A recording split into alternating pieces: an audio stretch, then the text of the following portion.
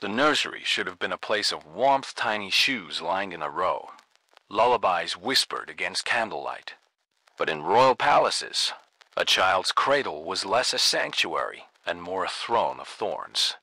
You are 5 years old, already wearing silk robes too heavy for your small frame. You are told you are not simply a child. You are a weapon, a bargaining chip, a future sacrifice. What does it mean to be born royal when every bedtime story hides a threat? When the very blood in your veins is both blessing and curse? Would you survive a childhood where love was forbidden and trust could mean death? This is the story of the forgotten children of crowns, raised not by love, but by history's cruel hand. If stories like this speak to you, don't forget to subscribe. There are many more truths hidden behind the gold and the glory stories the history books rarely tell, but ones you'll never forget. The cradle is made of gold. Its edges are carved with lions and angels, polished so brightly that torchlight glitters across its frame like fire dancing on water. To any outsider, it looks like a gift from heaven itself, a royal infant's first throne. But beneath the embroidery, beneath the silken blankets and perfumed air, lies a truth far heavier than gold. You are not simply a child. You are a name, a dynasty, a living promise wrapped in swaddling cloth. From the moment you take your first breath, scribes are already recording your weight, your cries, your place in the line of succession. Every movement is watched, not with tenderness, but with calculation. The palace walls hum with ceremony. Courtiers bow before your cradle as if before an altar, whispering prayers not for your happiness, but for your usefulness. Some hope you will be strong enough to lead armies. Others hope you will be pretty enough to forge alliances through marriage. Already, you are less a child than a tool of politics. And what of your parents? A king too busy ruling kingdoms to know the sound of his child's laughter. A queen, often weary and silenced, more an emblem than a mother. You are handed to wet nurses, governesses, and tutors before you ever learn the warmth of a family. Your lullabies are sung not by kin, but by strangers hired to ensure your survival. Yet, in these early years, innocence still lingers. The golden cradle still rocks. You still smile at the flutter of candle flames, or laugh at the way light bends through stained glass windows. For a fleeting moment, you are like any child, wide-eyed, unknowing of the chains being fastened around you, but the first cracks are already forming. Behind closed doors, whispers stir. Who will benefit from your birth? Who will seek to control? You? And most dangerously, who might wish to see you gone? The palace nursery is both sanctuary and stage. Here, velvet curtains mute the sounds of war and court intrigue, but they cannot silence them completely. Outside your chamber doors, men argue over succession. Priests chant blessings to protect your fragile life, and spies linger in the very hallways meant to shield you. Even in infancy, your body is never your own. Midwives examine you like sacred treasure, checking your limbs for signs of strength, your face for beauty, your health for future bargaining. Every cough becomes a scandal, every bruise a potential conspiracy. The survival of your dynasty rests on your ability to simply stay alive. And yet, danger waits in the shadows. In some courts, royal children are smothered in their sleep to clear paths to thrones. In others, they are quietly poisoned, their deaths explained away as fevers or accidents. The cradle of gold is not just a gift, it is also a target. You grow, surrounded by rituals meant to protect you. Amulets are tied around your neck. Priests sprinkle holy water across your bed. Guards patrol the hallways with unsheathed swords.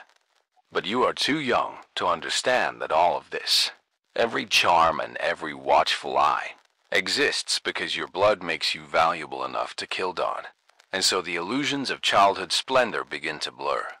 You may be dressed in silk, but you're Every smile is noted, your every tear interpreted as an omen. The court sees not a child, but a future throne. You begin life not in freedom, but in a cage lined with gold. The promise of royal childhood was never love, it was legacy. At your christening, nobles fight for the honor of holding you, not because they cherish you, but because touching your hand ties them symbolically to power. Every cradle visit is an audition, every lullaby a performance before the court. As you grow, gifts pour in. Miniature swords for princes, delicate jewels for princesses. They glitter in candlelight, but each carries hidden weight. They are not toys, but reminders. You are being prepared for roles you never chose, to fight, to marry, to rule, or to die. Even the stories told to you are soaked in warning. Where common children hear tales of fairies and heroes, royal children hear parables of betrayal and sacrifice. You are taught that loyalty can vanish overnight, that even family can become enemies. The very people who smile at your cradle may one day scheme for your downfall. And still, as the golden cradle rocks, you clutch a wooden toy, or giggle at the wag of a dog's tail, unaware of the daggers hiding behind courtly smiles. Childhood innocence flickers like a fragile candle flame, but already the wind of politics is moving to extinguish it. This is the truth behind the golden cradle. It shines not as a symbol of love, but as a warning of what awaits for the children.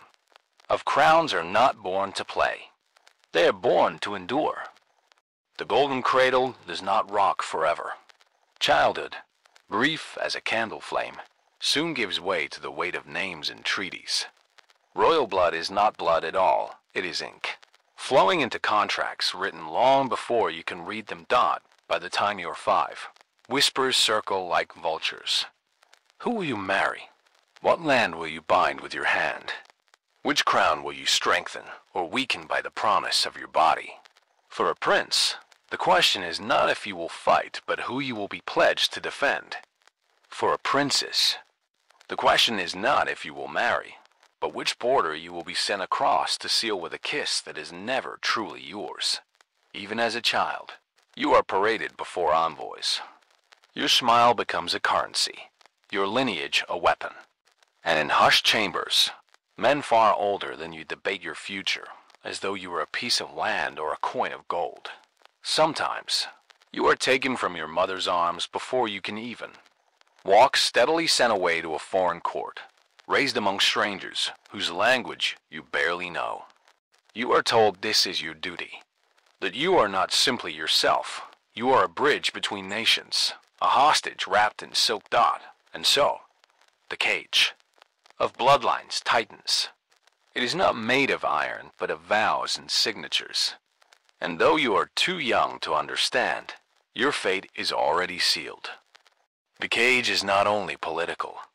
It is personal. In many kingdoms, children of royal blood were used as pawns in wars they never fought. A defeated king might be forced to surrender his son or daughter to the victors, not as spoils, but as insurance. These children lived in rival courts under the title of guest, but everyone knew the truth. They were hostages, bargaining chips that ensured their father's obedience. Imagine being 8 years old, carried across foreign soil, guarded, not as a child, but as collateral. You sleep in gilded chambers, but the locks are heavy, and the laughter of your captors tells you what no one dares to say. If your homeland rebels, your life will be the first price paid. And even if you remain in your own palace, the cage follows. You.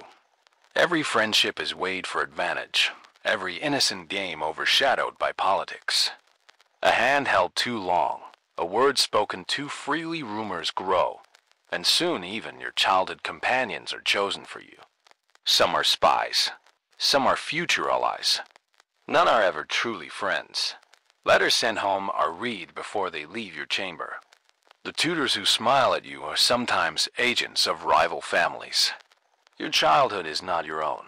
It belongs to the throne. And so, slowly, innocence cracks again. You begin to learn the unspoken rule. trust no one, not even yourself. The greatest cruelty of the cage of bloodlines is that it disguises itself as honor. When a prince is betrothed at 6 years old, the court calls it destiny.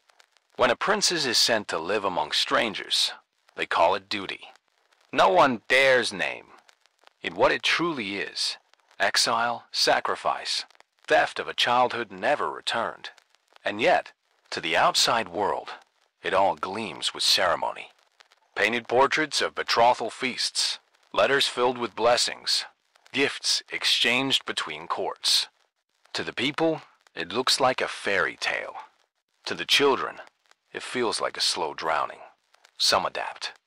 They learn new languages, smile at strangers, and bury their grief beneath practiced grace. Others wither. They fall ill from longing, or fade into shadows of themselves, forgotten even before adulthood.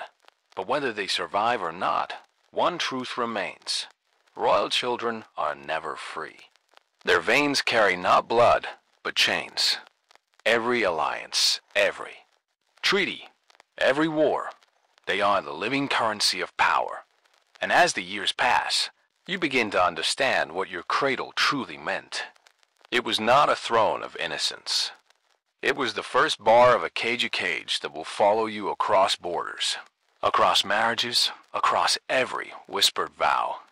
For in the world of crowns, children are not born to belong to themselves. They are born to belong to history. The golden cradle fades.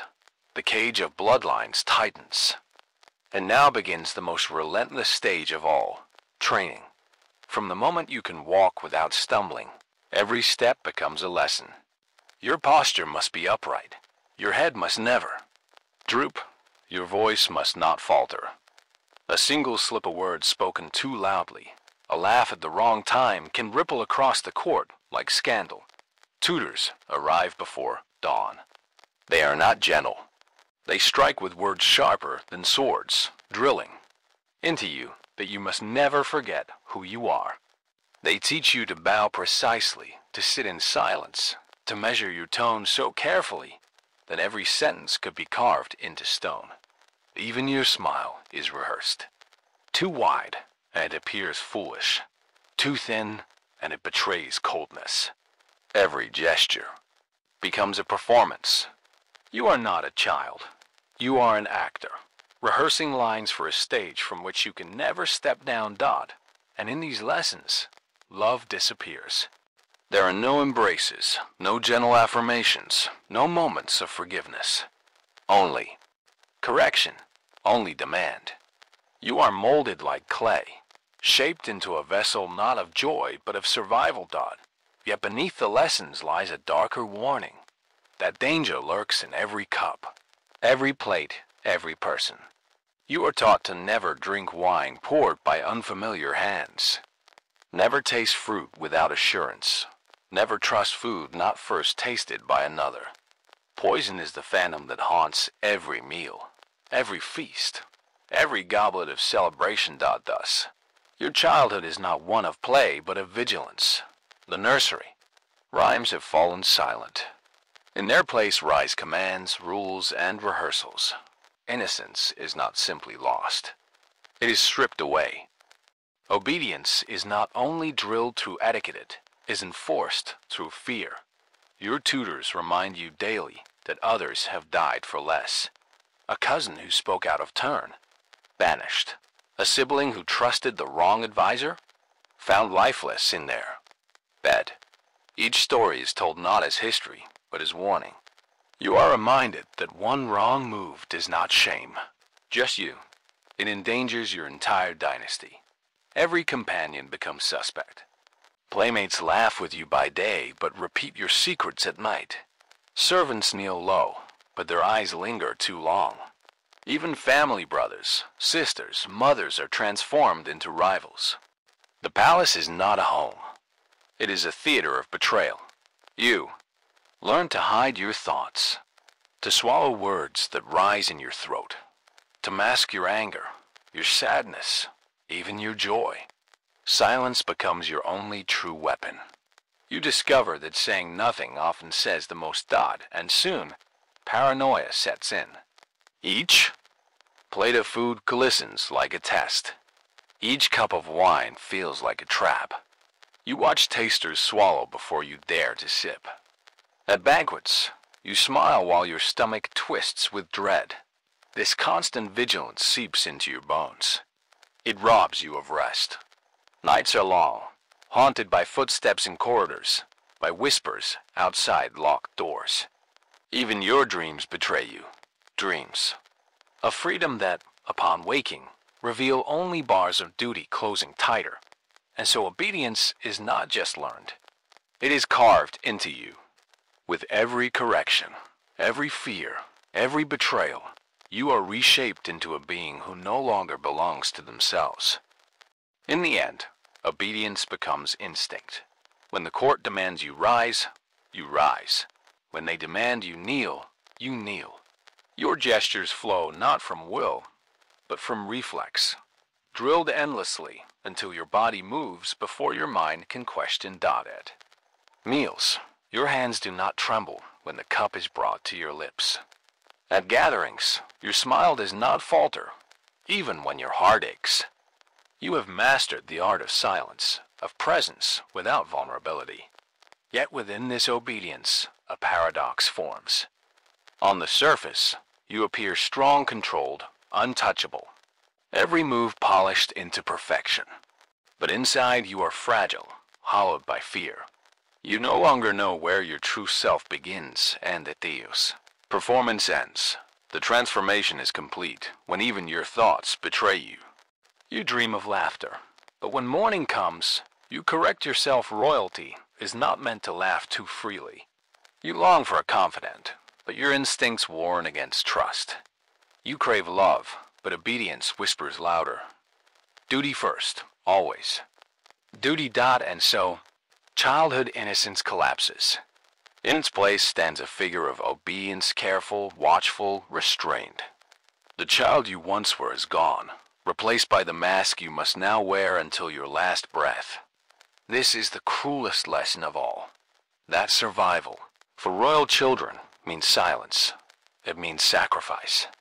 It means obedience so absolute that even your heart learns to kneel. Silence is a prison, but within silence, rebellion often begins to whisper. Not every royal child accepted the cage of obedience without question. Some discovered small cracks in their gilded prisons and dared to slip through them, even if only for a moment. Perhaps it began with a glance, two young princes sharing a secret look when their tutor turned away, a flicker of defiance in a world demanding obedience. Or with a letter, folded so small it could fit inside a jewel box, carrying words never meant for official ears. A message of friendship, of longing, of truth, passed hand to hand in shadows. For some, rebellion was no more than laughter in the wrong place, joy unfit for the solemnity of court life. A princess dancing barefoot in the gardens when no one was watching. A prince climbing castle walls to breathe the air beyond the courtyard. Small acts, fleeting as candlelight, yet powerful because they were their own. But rebellion could not stay hidden forever. Every whisper risked exposure. Every friendship risked betrayal. Still, children of crowns discovered that to remain human, they needed these sparks. For obedience stripped away identity, and without rebellion, without choice, they became nothing more than puppets. And so, in corners of darkened halls, in gardens guarded by statues, behind locked doors, seeds of rebellion bloomed. Fragile, yes, but alive. For some, rebellion grew bolder. There were princes who refused arranged marriages, delaying them with excuses, or falling mysteriously ill when contracts were to be signed. There were princesses who wrote coded letters to forbidden loves, hiding their words in embroidery patterns or the margins of holy books. Every act was a gamble. The price of discovery was steep exile, imprisonment, even death. And yet, the risks were taken, again and again, because within the cage of crowns, rebellion was the only proof that they still owned their hearts. History remembers fragments of these defiant sparks. A child prince who smuggled food to prisoners, defying orders from his father. A young princess who refused to bow to her brother, insisting that her blood was as royal as his. Another who carved secret symbols into the stone walls of her chamber, leaving messages for future eyes. I lived. I resisted. But rebellion did not always end in triumph. For many, it ended in chains. A boy too curious about politics might be locked away, declared unfit to rule. A girl too vocal in defiance might be married off in haste, banished from her homeland forever. The price of defiance was often paid not in glory, but in silence. Still, the spark endured. Because rebellion was not only resistance against others, it was a refusal to forget themselves. And so, the silent rebellions of royal children became both their salvation and their doom. Some rebellions were so small they left no mark in history books. A smile exchanged, a note hidden, a truth whispered under blankets by candlelight. Others erupted into storms, attempted escapes, alliances with forbidden lovers, or challenges against the very thrones that bound them. Each act, no matter how small, carved out a fragment of humanity in a life built on control. To rebel was to remind themselves that they were not only heirs, not only pawns, not only signatures on treaties, but people. Children who longed to run barefoot, to sing without fear, to love without permission. And yet, rebellion always carried a shadow. For every royal child who defied, another was broken. Some never returned from exile. Some vanished into dungeons. Some were erased so completely that only rumors of their laughter survived. But rebellion, even in its defeat, left echoes. The coded letters, the hidden carvings, the remembered refusals. These were fragments of defiance that history could not fully erase. They whispered across generations, proof that even within the harshest cages, sparks of freedom had burned in. The end. Silent rebellion was not about victory. It was about survival of the self, about refusing to vanish into the mask of obedience, about saying, if only in a whisper, I was here. I was more than a crown. I was alive. The years pass, and the golden cradle becomes a distant memory, yet its weight never leaves you. Childhood slips into adulthood not with freedom, but with deeper chains. For the children of crowns, there is no gentle passage into life. There is only inheritance of titles, of burdens, of destinies never chosen. Some never make it that far. Fragile bodies collapse under the strain of courtly life. A fever sweeps through the palace, taking a prince before his 10th birthday. A young princess dies suddenly, her passing recorded as illness, the whispers murmur of poison or of a bargain made at her expense. These names fade quickly, remembered only in the margins of chronicles, their short lives reduced to footnotes of dynasties. Others live on, but not as themselves. They grow into rulers, consorts, or pawns in crowns heavier than their shoulders can bear. A boy who once laughed at shadows becomes a king haunted by suspicion, ruling with iron because trust was burned from him long ago. A girl who once dreamed of gardens becomes a queen whose smile is painted on, a mask worn for survival as she plays the very game that once caged her. The irony is merciless. The system that destroyed their innocence is the very system they are forced to uphold. They become architects of the same cages that bound them, repeating patterns not because they chose to, but because the world left them no other script to follow. Legacies are cruel for royal children. Some are immortalized in portraits, remembered as monarchs of strength or beauty.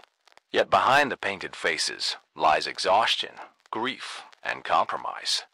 The crown adorns their heads, but it does not heal the scars carved in childhood. Others vanish almost entirely, their names erased in succession disputes, their existence remembered only as pawns in treaties or as tragic stories whispered by chroniclers. They lived, they suffered, and they died. But history remembers the wars they symbolized, not the hearts that once beat inside their small bodies. And yet, some tried to break free. A prince abdicated, leaving behind palaces for exile. A princess wrote memoirs in secret, recording the truth of her childhood, though her words were burned after her death. A few dared to defy the cycle, but their defiance rarely endured beyond their own lives. Dynasties swallowed them, rewriting their stories into myths of loyalty or duty, stripping away the rebellion that once made them human. For every child who became a monarch, another became a ghost. For every name carved into marble, another dissolved into dust. Their legacies were not theirs to shape. They were shaped by the same forces that once dictated their lullabies, their lessons, their marriages, and so the tragic truth emerges. Royalty promised immortality, but it gave only fleeting shadows. And yet, when history circles back, it always begins at the cradle. The golden cradle, once shining with hope, becomes the cruelest symbol of all. It is where innocence first met expectation, where laughter first met chains, where the story of every royal child began not with choice, but with destiny. Generations pass, and new infants are laid in those same cradles wrapped in silk, blessed by priests, admired by courtiers. The cycle continues, unbroken. Each new child inherits not only a crown, but the silent weight of all those who came before. Perhaps the greatest tragedy is this, that in being born royal, these children were denied the simplest of gifts to belong to themselves. They lived as symbols, as treaties, as hostages, as monarchs, but rarely as children. And so the cradle closes the circle. It shines, but it is not warm. It glitters, but it does not comfort. It is not a bed, it is a prophecy. For in the end, the fate of royal children is not to live freely, but to live as history demands. Their lives may echo in marble halls, or vanish into forgotten pages, but their beginnings are always the same. Cradle of gold, a destiny not chosen, a childhood stolen by the crown. The golden cradle gleams still. It sits in portraits, in museums, in memory shining with the illusion of privilege. But now you know the truth. It was never a gift. It was a sentence. For royal children, innocence was a luxury denied. They were born into crowns not of their making, shackled by bloodlines, trained into silence, and bound by destinies written long before they could speak their first word. Some became monarchs remembered in stone. Others vanished into shadows, erased by the very histories they were born to serve. And yet, beneath the masks and chains, they were children who laughed, who cried, who dreamed of freedom, if only for a fleeting moment. Their rebellion, their silence, their legacies remind us of a haunting truth. Even in palaces of gold, humanity can be stolen. The story comes full circle. The cradle of gold, gleaming as ever, waiting for the next child to be placed inside. A symbol of power, yes, but also of loss. For in history's cruel game, to be born royal was never to be born free. So now I ask you, when you hear tales of kings and queens, when you see their portraits hanging in gilded frames, will you remember the children behind the crowns? If this story moved you, share it. Subscribe for more untold histories, and let me know in the comments. Do you believe being born royal was a blessing or the most tragic curse of all?